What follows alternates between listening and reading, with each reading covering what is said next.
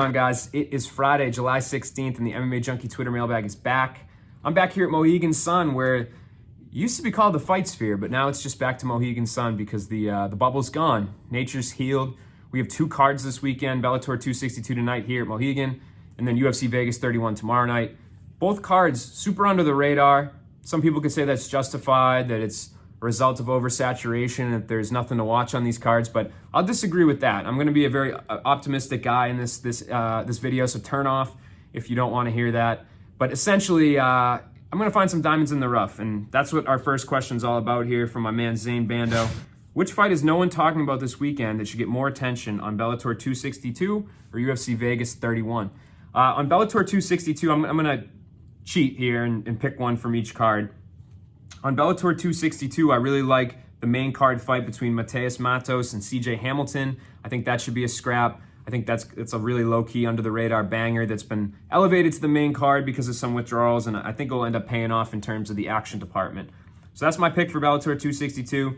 Looking at the UFC, I think the main card, another main card fight, Billy Quarantillo versus Gabriel Benitez. If you guys have watched this, you know that I was very high on Billy Q when he came into the UFC. I still think he has great potential. And going up against a guy like Gabriel Benitez, who's dropping to 145, and Latin American MMA has a real surge right now. So this one should certainly be a banger. Next question asks, a guy that's kind of stolen the spotlight on this UFC Vegas 31 card.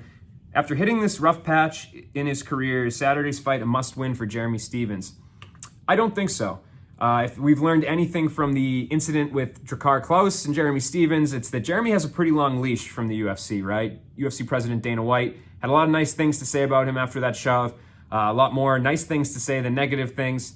And Jeremy, for better or worse, has become very polarizing. He's become somebody that attracts discussion. And if we've seen that from the UFC in the past, that seems to be something that they like. If a fighter's talked about, that will give them perhaps even a longer leash. So Jeremy, like him or not, has always been exciting.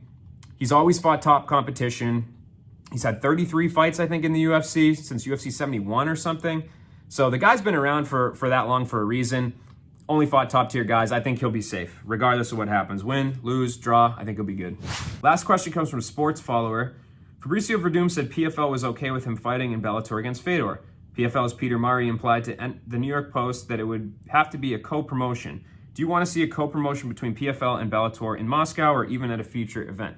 I love co-promotions. I think especially for promotions like Bellator and PFL, because we're never going to see the UFC do it going forward. We're just never going to see it. So for Bellator, PFL, those kind of, the tied for number 2 promotions or 2 and 3, whatever you want to call it, for them to co-promote, they both have legit talent, and I think it could present some really awesome fights. Do I think it will happen? Probably not, just because of, you got ESPN Plus, you got Showtime, you got Viacom, Bellator, PFL. There's just a lot of people that need to be made happy on both sides of the equation. And I don't think that that's something that's logically going to happen. I just don't see it. If PFL were to allow Verdum out and lend him to Bellator, I think the Bellator would certainly take that. I think it's a fight Fedor wants. It's one that Coker would allow to happen if that's the fight that Fedor wants, which he does.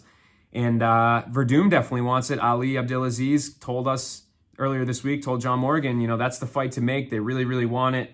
And he claimed that PFL would let him out of the contract. So we'll see what happens. I wish I could ask Scott Coker that, but he's not here this week. So we'll have to wait till the next time I talk to him.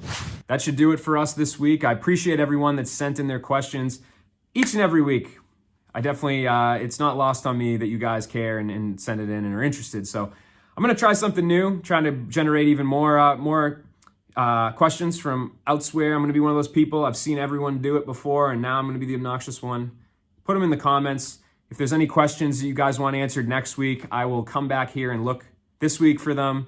I'll also keep taking questions from Twitter. So any way you want to shoot me your question, if it's a DM, a Facebook message, anything, we'll try to get it answered. So until then, guys, I appreciate the time and enjoy the fights this weekend.